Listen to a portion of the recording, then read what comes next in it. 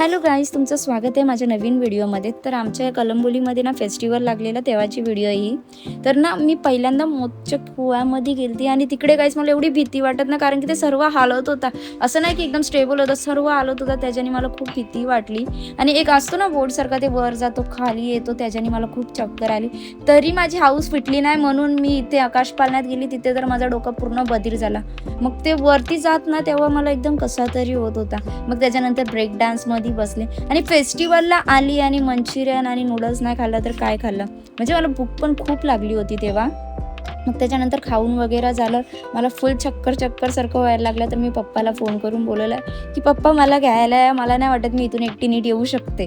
मग त्याच्यानंतर पप्पा घ्यायला आले, घरी आराम वगैरे केला. तर वेदू आलती 12th पास झालती त्याचे पेढे घेऊन.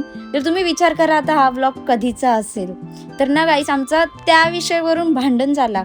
ही आली लेट हा का मिठाई घेऊन. तर माझं असं होतं, तू लेट आलेस तर तू मला पूर्ण पेढा दे ना, तू अर्धा का देते. तर त्याच्यावरून ती बोलते, हे बघ सगळ्यांची नजर काढून दिली आहे मी तुला पेढा.